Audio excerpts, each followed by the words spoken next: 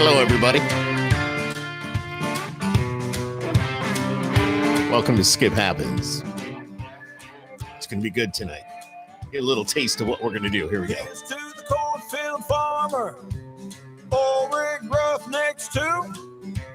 Nurses on the night shift, drummer on the drum kit, ain't it red, white, and blue, doing their thing, playing their part, living the dream with an all-American heart. Y'all ready? It's an all-American heart. And right there's Mr. Andy Ross, who happens to be the artist on that song, and an all-American heart, pulling on the heartstrings of America, I would assume, right there. And it's Andy, how are you tonight? Man, I'm great. I'm happy to be here. Thanks for having me on. Absolutely. Where are you right now? I'm at my home in Nashville, Tennessee. Okay, I love the guitars on the wall in the background, man. I love that. I mean, I got a couple of acoustics back here, but nothing like what you got up there. It's cool. Yeah, it's always good to have one handy. You always have it right there where you can reach it. I get it. Andy, CEO and founder of American Rebel, a singer-songwriter, TV and radio contributor, TV host, Maximum Archery World Tour. And we're going to talk about that here in a little bit. Reality television show guest, author, and public speaker. It's said on your website as well. So it's kind of cool. And yes, it's a pleasure having you here tonight. Let's talk about you. How do you do all this? Does it one kind of flow into the other, or what's the deal? Well, you hit the nail on the head. One has just flown into the other, and it's really it's a great list of things I've been blessed to do, but it's happened over a good 30-year window. So it's not like, you know, all those things happened at once. But one opportunity did lead into the next. And one, you know, to give you an example, you know, I'm doing a TV show. I end up with my own TV show on the outdoor TV. I bow hunted the world for 10 years. It's amazing. On the Sportsman Channel, Outdoor Channel, Pursuit Network. Mm-hmm. And I started doing a little music on the show, writing some campfire songs and just having some fun. iTunes comes out, stuff goes viral, Nashville calls, and you know, so that led into to making real music, real albums, and a music career. One thing just flowed to the next, and it's been going that way, chasing the American dream for the last 30 plus years. Yeah. So it wasn't, obviously you just said it. It was not the music first. You were doing a television show, correct? And yeah, I actually. Go ahead. Yeah, I had a passion growing up for hunting. And in high school, right out of high school, got into bow hunting specifically. Mm-hmm. And as I got a little older, I started making bows, actually making bows, and then really into full manufacturing. And at this time, outdoor TV was really starting to hit a hot, you know, its height of popularity. Shows like Ralph and Dickie and Lee and Tiffany and Michael Waddell and Drury Brothers and the Primos guys and you know, it was important as a bow company to try to find one of these TV personalities to shoot my bow on their show. And it was next to impossible for a lot of reasons. One, they had contracts, you know, they would sign contracts with bow companies to shoot their bows for, you know, a 3-year deal, 5-year deal. And I was a new bow company, you know, I was the new kid on the block. So I had a friend that filmed part-time with the Drury Brothers by the name of Mike Osborne.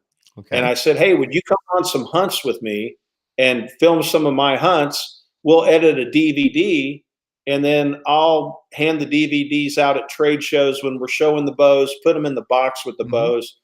And we did put 4 hunts out on this DVD. And then, I don't know, 4, 5, 6 months later, the Outdoor Channel called and said, hey, how would you like to have your own TV show? We like what you're doing. So we went from trying to find someone to shoot the bow on TV to actually being the person on TV. Having the show ran 10 years. It was really hot for a while. Wow. So you got to travel the world on somebody else's dime, more or less. I got to travel the world on a couple different people's dimes. We had a lot of sponsors. It sounds like you really enjoy that. What were you actually bow hunting? You name it. You know, everything. It was very interesting because a lot of those shows I mentioned, like Primos, like Hunter Specialties, the Drury Brothers, they had personalities, but they had hunting staff. So they might have 12 people filming the show, through the course of deer season, both archery, rifle, what have you. I was the only hunter and the host of the show. I hosted the show and was the hunter on the show, which was unique. But I could only be on one hunt at a time. There wasn't 12 of me. So when I say had to, I should say got to bow hunt pretty much all year round. I was in a hunting camp 7 months a year, but because deer season is, and it's all archery, right? It's maximum archery. But deer season in different states is at different times, but it's only so long. It's only, 4, 5, 6 weeks long. So I can't make, I can't make a year's worth of TV in 6 weeks. So I started bow hunting all kinds of things. I bow hunted mountain goats and caribou and elk and moose and sharks. I bow hunted sharks. I bow hunted the big 5 over in Africa. Whoa, wait. You said you bow hunted sharks? Yeah. We would bow hunt mako sharks. Grizzly bear, took the 3rd largest brown bear in the world with a bow. Wow. We were in Kodiak Island. We were in the Yukon moose hunting. We were in Mozambique and Zimbabwe and New Zealand and of course all the great hunting states, Kansas and Illinois and Mexico, New Mexico and Colorado and Utah and Montana and all over the United States, but we were all over the world.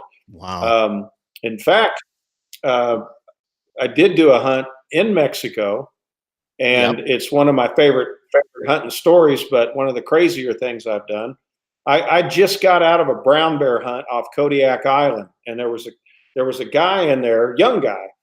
He's probably in his mid-20s, named Chama. And Chama was from Mexico, and he spoke a little English. We could communicate. He was there rifle hunting. I was bow hunting brown bear. And come to find out, he called us a couple of weeks after the hunt, and his family, in addition to many different businesses they have down in Mexico, they raise bullfighting bulls. Oh, wow. And these bullfighting bulls, like any other, cattle ranch, some would get loose, except when these bullfighting bulls got loose and bred in the wild and were farrow, you couldn't round them back up like normal cattle because they would just attack the horse and the cowboy. So they used to go out with rifles and they would spot them down and have to shoot them. Well, he said, I told my grandfather I knew someone who was dumb enough to come out here and try to kill one with a bow. We want to send a plane after you. So me and my main man, Mike, we were south. Well, would they like fly you into certain locations with a chopper or something and say, here you go, we'll come back at 5 o'clock and pick you up? Something like that? Anything like that? Well, we did get flown in to a lot of locations, but it was more like in the Yukon, flying out of Whitehorse, landing on the 2-hour ride in a float plane, landing on the McMillan River at like a trapper cabin, and they said, we'll pick you up in 10 days. Not at 5 o'clock. I was kind of just using that as an example, but a buddy of mine went on a hunt. They could care less about happy hour. They left me out there. They weren't grabbing me at 5. Yeah, a buddy of mine went on a hunting excursion, and he was up there for like about a week. They drop you off and say, we'll be back a week from Friday to pick you up. So the Yukon's amazing. It's one of my favorite places to hunt, and bow hunting moose off the ground, calling them in, spot and stalking. It's there's not much better out there, in my opinion, as far as big game hunting. It was pretty cool. It's pretty exciting. And using a bow, knowing that you're a big proponent of the Second Amendment as well, which is, I'm behind you. It's great. Yeah. And just, going out there with a bow, but let's forget about that for a little bit. Let's talk about your music. Let's talk about your singing. Let's talk about your songwriting. First of all, songwriting. Tell us a little bit how you go about it. What comes to mind? What frame of mind do you have to be in, and all that? So I had some real good fortune as I was writing songs on the TV show. Got to Go Hunting Blues, Hunt Me Down, Buck of a Lifetime. These types of shows that were hunting based and related, because a lot of Nashville artists, big time artists, are outdoors guys, are hunting guys. They all watched my show. Mm-hmm. I didn't have to introduce myself to them. They were introducing themselves to me. And the Davison brothers said, hey, we'd like to write a song with you, co-write one for your show. And their producer was Doug Grau, who handled Little Texas and Travis Tritt, a lot of other bands. And we wrote a song called Necky Red, and they suggested that Doug come in and produce it in the studio. And I'm like, I don't, would he do that? And they said, yeah, I mean, he's a good, he's our producer, but a friend. We co-wrote it. He'll do it. And when all this music started going viral and taking off with the launch of digital sharing and iTunes, that's when Doug called me and said, Andy, you're getting great numbers on this stuff. Why don't you come to Nashville and let's make a real record, a full blown album. And now I'm getting to your question about the songwriting process. So Doug had introduced me to a lot of good writers, including Porter Howe from Little Texas. God bless Texas. Amy's back at very well. Again. He's a guitar player, singer, songwriter. Mark Sutton and John McElroy and Doug Cahan and Zach Wessner. I just all these really good writers. So I learned a lot from them real quick when we sat down to write. And I really was blessed with a handful of good writers to help me write music. And the process would be, I'll take Porter, because I probably wrote half of all my records with Porter Howe. He would tell me, he'd be like, Andy, look, I'm a songwriter, and I'm not going to write your song for you. If I've got a great idea for a song, I'm going to use it. You've got to come to the table with a great idea, something started, an idea of tempo and melody, and I'll help you craft what you're trying to do into the best song possible, and I'll pitch in, but I'm not bringing all the ingredients to the table. Right. So I learned right away that I may only write for an album. I may set aside about 4 months to have a couple of writing appointments so we can write an album. But all year long, if I have an idea, a thought, a song title, anything, I write it down, and I've got about 80 things to start with, and start boiling them down and go, you had too many beers when you thought of that. You don't know what you were thinking there.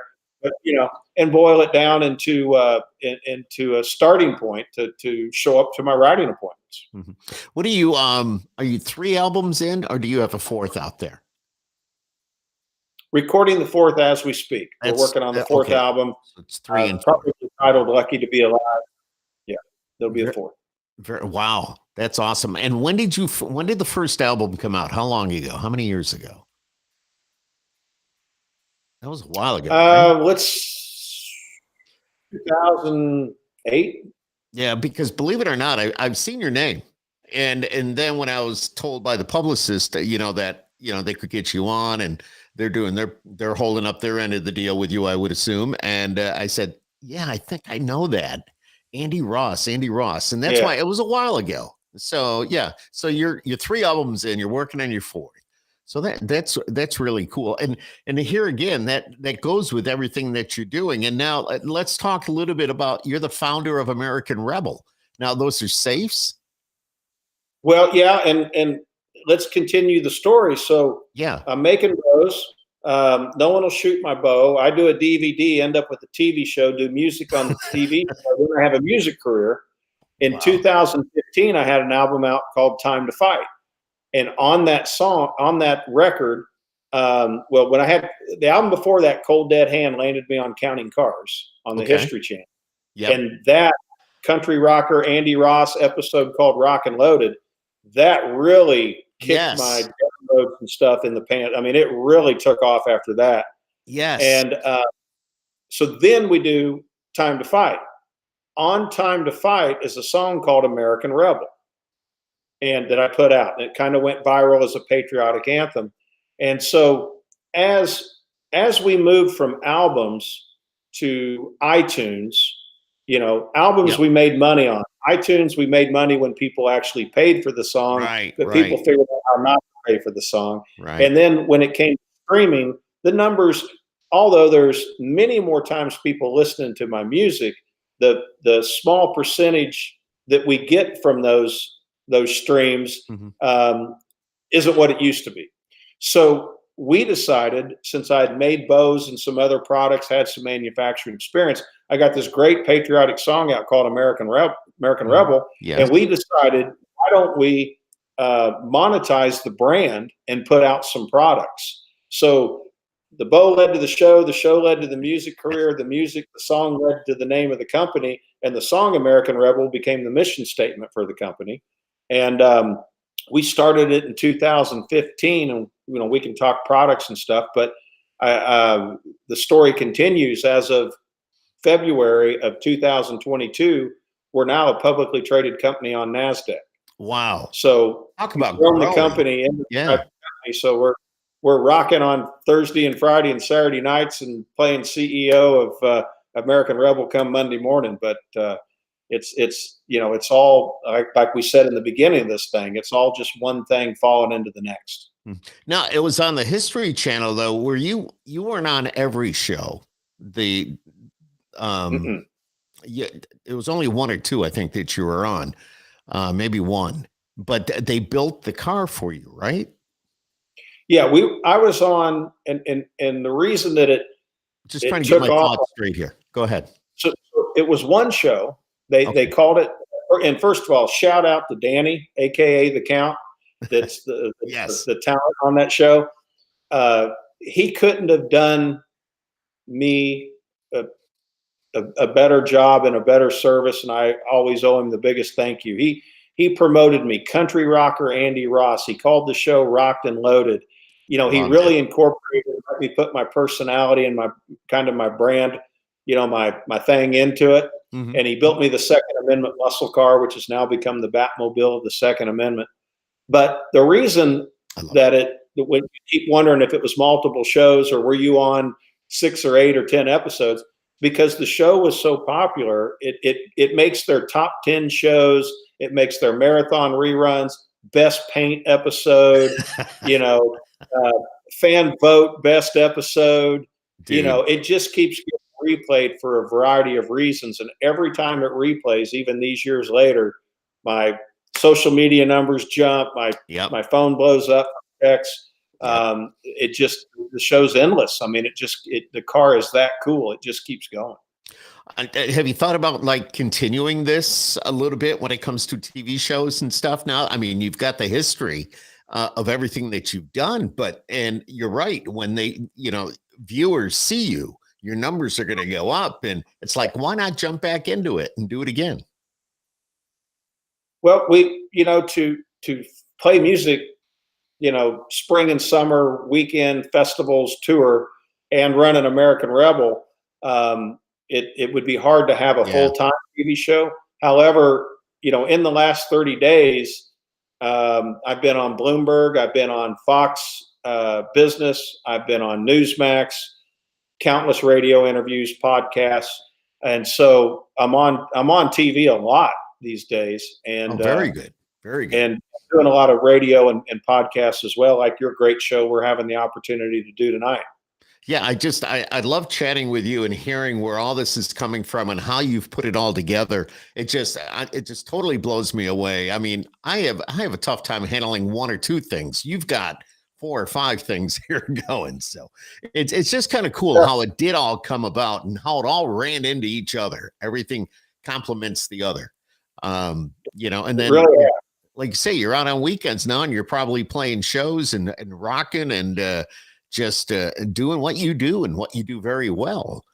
Let's talk about the music a little bit. How would you describe one of your shows? We have a great audience. I play a lot of patriotic festivals, freedom festivals, Armed Forces Day, Weekend for Our Heroes, a lot of things like that, a lot of barbecue cook-offs, some NASCAR races, and a lot of bike rallies. Play a lot of biker rallies. And bikers are very patriotic in nature and just who they are. So, absolutely. Some of my early stuff, songs like You Ain't Seen Crazy Yet, Outlaw Women and Whiskey, Heaven Got a Hellraiser, those are all big hits with the bikers. And so we love doing that. It's, being on a festival, a lot of times we're the headlining act, and it's it's a different crowd. And sometimes I'm the second act in a 4-band lineup being headlined by Hank Jr. So You just don't know what we're going to get booked on and what we're going to do. But we always get the crowd. I mean, they totally buy into our country rock, pro-patriotic message, and our music, for sure. Now, do you play around Nashville at all? You know, the bands in Nashville and a lot of my friends that are national touring acts, everybody thinks we play here all the time and we're down on Broadway playing, and, you know, we're down there playing cover songs and Sweet Home Alabama and Ring of Fire, but, you know, we're not. I know. We have friends that hang down there. And if I go down there, it wouldn't be out of the question to think that I'd probably get pulled up. I go to Kid Rock's and John Stone's playing. We'll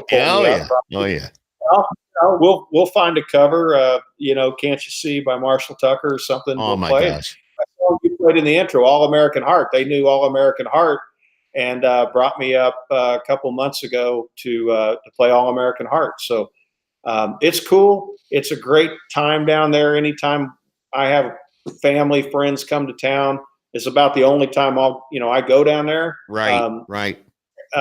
But that's handfuls of times a year. And that's where that's where the fun is. But to answer your question, we don't really play Nashville any more than we play Kansas City or Des Moines, Iowa. Gotcha. Yeah, I first going to Nashville, it was kind of cool to go down on Broadway. And I'm not dissing this at all. Please don't, anybody even watching this, don't take it the wrong way. But after a while, it's like, okay, I want to go out to a honky tonk like the Station Inn or somewhere outside of town. That's where I want to go and see some music, because I'm going to get the real, not that it's not real, I guess maybe that's the wrong word, but to get the real feel for country and find out what it's all about. And these artists, not people doing covers and this and that you're going to see and hear on Broadway more often than not, if I'm not mistaken. So, and plus, I mean, you know, I watch the cams every once in a while, and Deb, my partner that normally does this with me, she's got business in Nashville. So she's there probably once every 2 weeks, and she'll send me pictures, and I say, oh, thank God I'm not there. So, you know, she has to go down on Broadway to take care of some business once in a while. And it's just like, it's a zoo. It's crazy. I mean, and Nashville's a great city. Quite a bit, because you always got people coming into town and, hey, we're going to town. Can you come down and have one? And there's so much talent down there, and John Stone and his band, and there's just so much talent down there. But I hear what you're saying, you know, that you mentioned Exit, or I was thinking Exit Inn. There's the Exit Inn and the Station Inn. There's the Local, which I really the Local like. Is great. Yes. And, you know, we get into these things, you know, if you're not from Nashville, we just assume everybody knows this, but, you know, I get invited a lot and really enjoy going to ride-arounds. And for the audience that don't know what a ride-around is, it's very simply on the entry level, it's young artists that have written songs that haven't been recorded, and they want to get the pulse of what people think of them. So there'll be 4 or 5 of them sitting beside each other with their acoustic guitar, and the first person will play a song and get an audience reaction. The second person will play and get an audience reaction. And they call it Ride Around because they each take 3 turns. It starts back over, and they'll each play 3 songs. And, you know, there might be someone in there listening for new music for a major artist to cut. You never know. And then the top of the line of a Ride Around would be when the artists that have a lot of cuts, 4 or 5 of those guys. Hey, I wrote this song in 1989. It was one of Tim McGraw's first number ones, and I'd like to play it for you tonight. And, you know, the second person's like, I wrote this, Sugarland cut it in, 2002. And you get to see the people that wrote the songs play the songs, and that's really cool too. So one thing I will tell you is, if you live here and you've got a podcast or business like your co-host, or you're in the music like us or whatever, the one thing you have to do is learn how to say no, because if you don't say no, you will be out 7 nights a week, because the industry has their events during the week. The ride-arounds are on Tuesdays and Wednesdays. The showcases are Tuesdays and Thursdays. The industry doesn't compete with the tourist business and the bands that are out playing for the tourists and bringing all that business to town. The industry has events at 5:30, 6 o'clock during the week. Yes. And so you just got to say no, or you're out 8 nights a week. It is. It's crazy. 8 nights out of 7. So that's how crazy it is. Yeah. Yeah, exactly. Because you're It's go, that go, crazy. go, go, go. And it's, basically that's what it works out to be, believe it or not, or it feels like it. Yeah. So, have you, it's a drinking town. It's a drinking town with a music problem. I like the way you said that. That's exactly right. That's exactly what it is, Andy. Absolutely. Has any of the songs you've written been picked up by any of the other major artists at all, or anybody else? Not to this point, but I do have some stuff I demoed that is setting in the wings to go on my next record or not record that a couple artists have on hold. So that would be my first break into that arena. However, most of the music, when we came to town, all I had done was hunting songs. We're going to make a real record now. Mm-hmm. And the idea was, well, why don't we try to make some, whatever's popular kind of country, top 40 country stuff, because we can't make a whole album of hunting songs. No one wants 12 hunting songs on a record. Right. And we had a couple kind of patriotic rock songs. And on the first album, those were the songs that took off. My ability to do top 40 country, to like my great friend and amazing artist Lee Brice type music. Mm-hmm. It's not in my talent wheelhouse. I always, I think I do Andy Ross music better than anyone, but I'm not going to get up on The Voice and probably win the show. Right. Lee Brice has seen the paint off the wall. I do one thing and I do it well, and it's my thing and it's written in my vein. And what we call it is brand specific. I write a lot of music specifically that's Andy Ross music that fits the brand of American Rebel. And so my music isn't necessarily typically the music that's best to pitch to a top 40 artist or someone like Florida Georgia Line. Yeah. Yeah. No, exactly right. Exactly right. Yeah. So, and you're still working on your brand. I mean, and you're not deviating from that at all, which is kind of cool. This is Andy Ross. This is what I do. This is what my music sounds like. It's my brand. And you continue to build on that. And obviously it's working very well for you. So very well. A lot of people will ask me, how do you wear all these different hats? Running a business and playing music and getting on these podcasts and radio things. Well, if you want to look at it from one direction, you could say I'm wearing different hats. But if you look at it from my point of view, I'm just wearing the same hat. I'm telling you the same story and talking like I talk during the day when I'm building the business and when I'm out in front of a crowd and playing the music. I'm still just being brand specific to the brand and who I am. Yep. I just have a different audience. You're a different audience than a music crowd, and a retail store owner or a group of investors now that we're public or whatever. They're a different audience, but I'm still telling the same story, wearing the same hat, in my opinion. Exactly. And that's the way I see it. And like when you first came on and I was mentioning all the different things that you do or that you're involved in, but they're all related. You've made them be relatable. You've gone, as we mentioned earlier, one into the other, into the other, into the other, and they're all tied together. And it just keeps going that way. And you're not trying to be somebody you're not. You're being Andy Ross. This is you. This is what you do. So. Well, very, very blessed to get to be myself and somehow turn passions into success and there you go. To be going down this road. And we try to stay humble. We try to be giving. We try to be caring. I like to go out and have a good time and kick up my heels. And it doesn't matter how late I stay out and how many beers I have on Saturday night. I still think it's a good idea to get up and go to church on Sunday. So, yep. I just try to stay grounded, and anyone having any level of success, as you've had some, you realize that it can go away a lot faster than it came, and all you got to do is be a little too full of yourself, and the world will correct you real quick. And I'm glad you said that for anybody that should be watching this, whether it's tonight or down the road. if you're thinking about doing something like this. That's some great advice, actually. That's, just always remember that, because as fast as you go up, you're going to fall twice as fast. So if you keep yourself humble and you keep remembering it, then other people won't have to remind you, because if other people are reminding you, you're doing something wrong. Yeah, exactly right. So when's your next show? Where are you heading?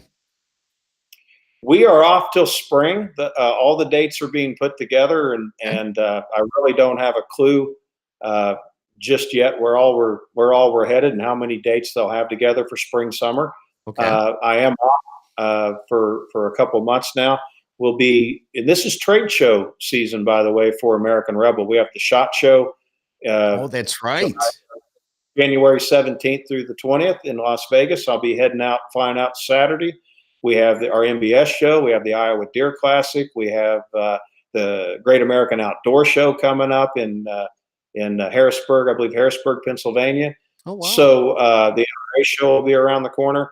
So, there's no real time off. I mean, and as soon as the trade show circuit starts down, they don't do those in the summer, because in the summer, people don't typically want to go indoors and be in a convention center. Yep. Yeah. So they're in the winter. As spring, summer rolls around, the trade shows will slow down and come to a stop. And that's when the music will pick up. Mm-hmm. Now, when you go to a trade show, what do you bring? Is it you bring safes from American Rebel? Do you bring a little bit of everything? So we'll have at the SHOT Show, we'll have our American Rebel Freedom Safe Line, our American Rebel Patriot Safe Line, and our new American Rebel Constitution Safe Line. We'll have our 2A lockers, our liquid fire, and we are introducing American Rebel e-bikes. So we'll be introducing our e-bikes. And of course, we'll have our concealed carry clothing. In addition to those American Rebel items, we actually bought out one of our competitors, Champion Safe. Okay. So we'll have the Champion Safe line, the Superior Safe line, and the Safeguard Safe line, which were the three brands owned by the Champion Safe company. And we purchased them, so now they're under our umbrella. Right, exactly. So we'll be promoting them as well. Very cool. Now, could somebody go online and go to, what is it? Would it be AmericanRebel.com and be able to check out the products and maybe even purchase? Yeah, you can go to AmericanRebel.com for all things American Rebel. Some of the products that I said we're introducing at SHOT, like the e-bikes, won't be on there yet, but that'll be coming. But certainly our concealed carry line, our safe line will be on there at AmericanRebel.com. The Champion Superior Safeguard Safes are at ChampionSafe.com. My stuff, music, what I'm doing is at AndyRoss.com. So all three of those websites would be appreciated if anyone wanted to check them out. Oh, I'm going to be checking them out because I actually need a safe around the house. So, and I think everybody nowadays should have a safe in their house. With the way the world is and everything that's going on, I think everybody needs to have one of those. Our presentation when we were taking American Rebel public and uplisting to NASDAQ and raising capital and stuff, one of our presentation points is the safe is becoming the new home appliance. Yes, it really is. People are keeping more valuables at home than ever, less stuff in safety deposit boxes. People aren't depositing cash like they used to, so they're keeping that at home. Mm-hmm. People are seeing, when there's violent activity, they're seeing it not just in the cities anymore. It's moved into the suburbs as you watch TV and see violence act up. Insurance companies are giving homeowners discounts on homeowners insurance if they have a properly installed fire-rated safe. And the bottom line, gun owners are becoming more responsible gun owners and putting their firearms. We're not certainly telling anyone they have to.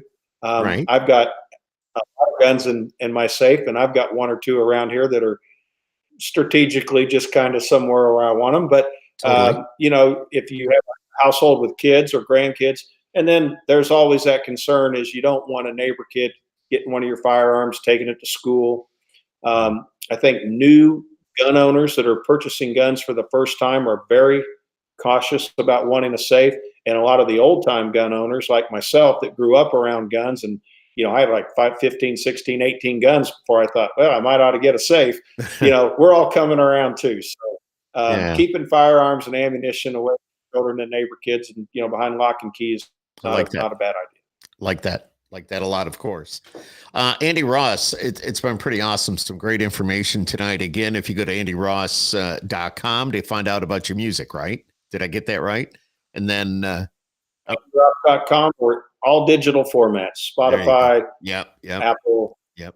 I love the music too. I got to tell you, when I was listening to All American Heart, it's just, even before we went on the air tonight, I had it cranked in here. It's like, this is really cool. It's just, it's music that makes me want to turn it up. And I go, yeah, that's what we're about. This is America. Absolutely. Absolutely. I always tell people that, like, I used to say children, but now I think children and adults, everybody ought to go to bed with a globe beside their bed. And, one of the globes you can spin, and wake up every morning and spin that thing and take your finger and stop it. And if your finger lands on the United States of America, you're a blessed individual. Bam. There's a lot of places that finger could land. You can't chase the dream in those countries. You don't get the freedoms that we have in these countries. You don't get to do a podcast in those countries. And we all ought to be thankful for that. The American dream's alive and well, and we're going to keep chasing it. And don't stop. You don't stop. We're not going to stop. It's what you're about. It's Andy Ross. I just want to say thank you for coming on, spending a few minutes talking about what you do and where you've been and what's coming up.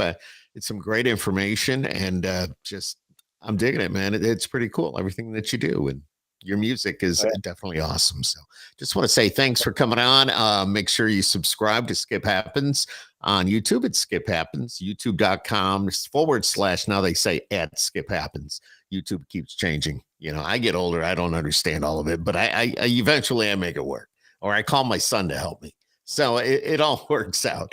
Andy Ross, thank you so much. And we're going to be in town in March. I don't know if you're going to be out and about, or you're going to be at maybe a trade show somewhere, but the Country Radio Seminar is going down in March, and that's at the Omni, early March. So we'll be there for that. I'll be in town for that. We'll be playing a couple spots around town for CRS, and I hope we get a chance to in person. And it's been an time being on your show tonight. You do a great job. I do a lot of these, and Skip's got it going on. Well, I appreciate that compliment. I got a lot to learn, but I'm having fun doing it. It's people like you that help me out. So, Andy, thank you so much. Peace out, my friend. I hope to see you real soon. Been a blessing. Thank you. Take care. Peace.